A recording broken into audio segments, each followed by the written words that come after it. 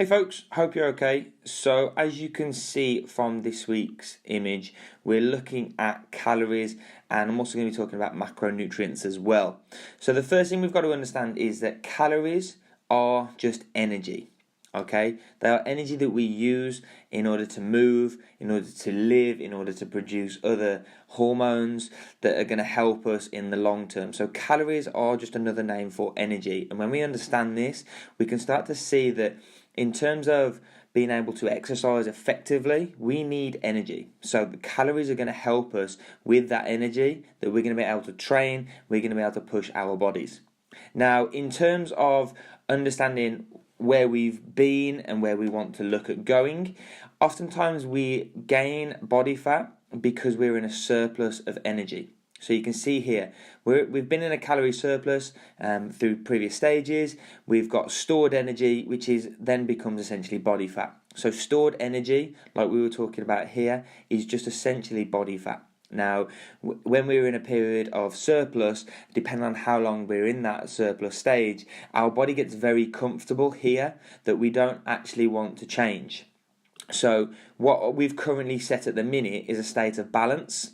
Now, this may be kind of higher calories than you're actually used to having or understanding of having. So actually it may feel like we're going to be pushing you into a surplus, when in actual fact we're just going to be finding where your kind of natural balance is, and I'll put that in inverted commas because we're looking at a calorie balance. So the calculation that I've done has just looked at your height, your body weight, how active you are in general, and we're looking at putting you into a calorie balance.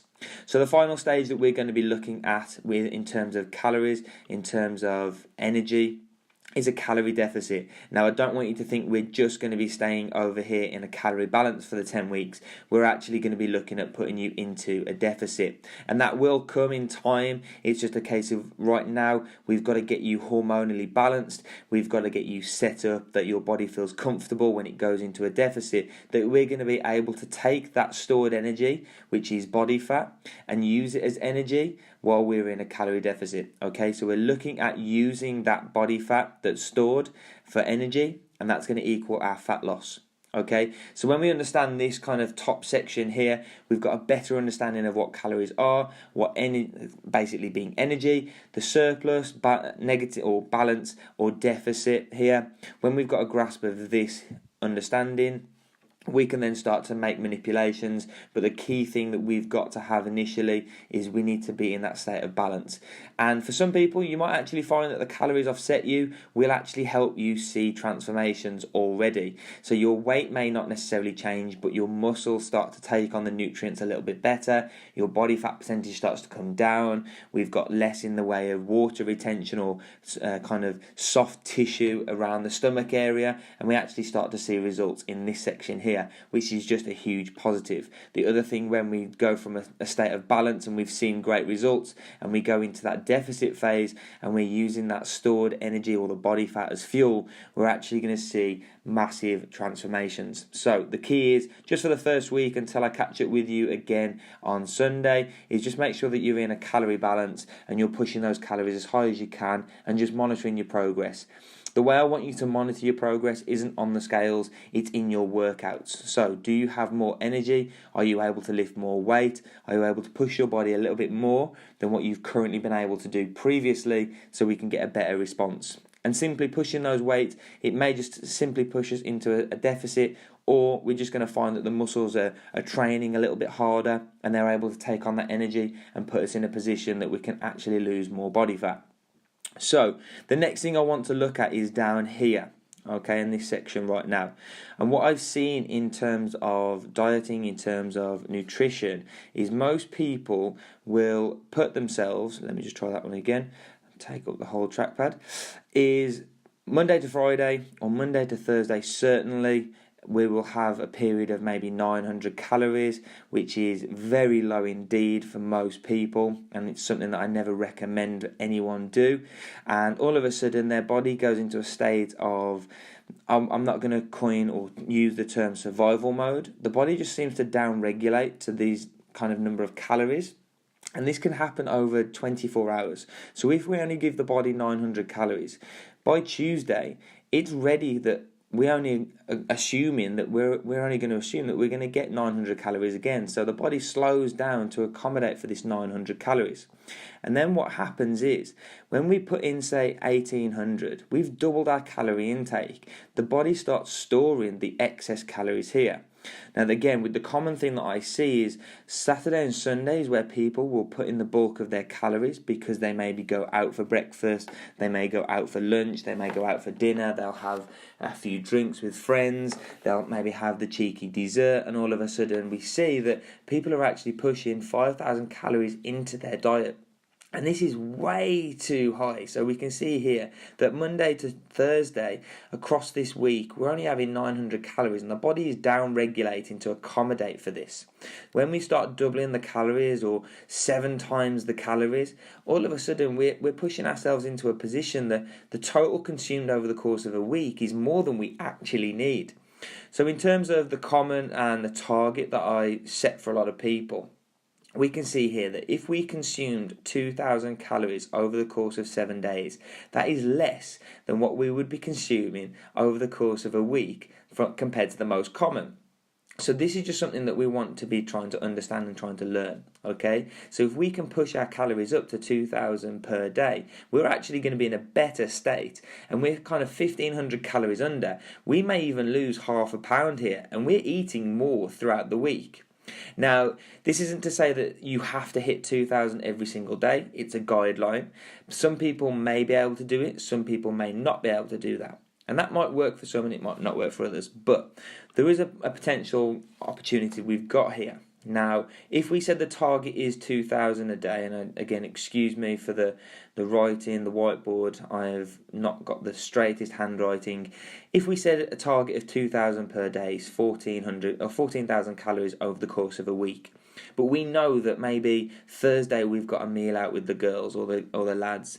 Saturday we're going for a couple of drinks because we're watching the football or we're going shopping, and then Sunday we've got a family meal getting together.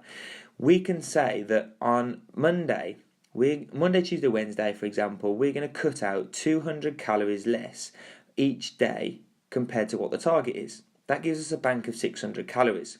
Now, I've got 600 calories to play with. So, if I put 200 extra in for that Thursday night when I'm going out with the lads or the girls, we can start to push the calories up a little bit more. We've got a little extra to play with. So here, we've saved 600, but now we've spent 200, so we've got 400 left.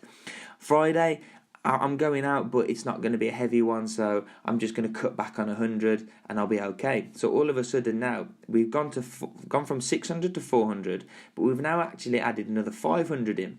So when it comes to Saturday and Sunday and we've got that football match or we're shopping and we've got the Sunday lunch with the family, we've now got that 500 calories that we can put back in on those 2 days. But you can see here that total, we're still only consuming the 14,000 calories. So this is a way that we can actually manipulate the week-long diet without going crazy. So you can see here 900, 900, 900, 900 for 4 days, and then 1,800 and 2 days of 5,000 puts us way over. Whereas this here, it's a slight manipulation to give us that excess that we're okay. And the body's not going to go, oh, I'm going to down-regulate to 1,800 because it's a very small amount of calorie change, okay? So when we start putting maybe 2,300, 2,200 in, the body isn't going to take that on and store it as body fat. It's just not going to happen. The other thing you might find as well is if Saturday and Sunday you're able to train on those days, you're just going to feed your muscles a lot more. So you're going to be able to utilise that energy a lot better. So we can see here that we're still on the same number of calories. Now finally, this is something I mentioned a minute ago. We are going to look to push you into a calorie deficit. And what I mean by this is we're going to be taking that stored body fat that we've built up before this challenge even started, and we're going to start to use that as energy. Okay, so what we can see here from the 14,000, which may be your target, the deficit we've now dropped is 400 calories over the course of the 4 days, Monday to Thursday. That's going to put us into a calorie deficit. But what we can do, following this cycling path again, is push the calories up maybe Friday, Saturday and Sunday. It's only an extra 100 calories, it's only an extra 200 calories on Saturday and Sunday, but it allows us to still be in 2,500 calories deficit. Now, if you're not going out on Friday, if you're not going out on Saturday, and you can keep to 1,600 calories for 6 days, and you push them up maybe 200 extra and go to 2,000 on Sunday, you're still going to be in around 12,000 calories, which is good, if not a little bit less. So you're going to find that you're still going to be in a calorie deficit, and you're still going to be able to lose body fat, because you're taking that excess energy that's been stored from the previous, before we started this course, and we're taking that body fat now and we're going to use that as energy. So it's that used energy that we're using. Okay, so that's basically everything I was going to cover in terms of the calories, and it's a basic, simple understanding. I'm going to come back again this week with another video, and I'm going to talk more about your macronutrients. Okay, so just have an understanding of this to begin with. If you need to, I'll post this picture onto your profile and use it as kind of like a template, and it's going to help you. So understand the common causes or common problems that we have in terms of calorie restriction, in terms of understanding nutrients. This is the most common one here. And most people will do this Monday to Thursday, Friday, Saturday, Sunday. That's where the calories go up, and that's where we see this massive splurge and over consumption of food. Whereas the target is slightly below, and then we've got your cycling of calories that is going to help us stay in a healthy range without actually piling on any weight. And then when we start to look into moving into the deficit phase, we're going to be able to create that calorie deficit that is going to help us lose weight. Okay, so I hope you found this helpful. I hope you enjoyed it. I'll be back later on this week with another video talking about macronutrients, and we're going to get into it. But that was everything I wanted to cover in terms of calories. If you've got any questions, give me a shout and I'll be happy to answer them. And I'll see you in the next video.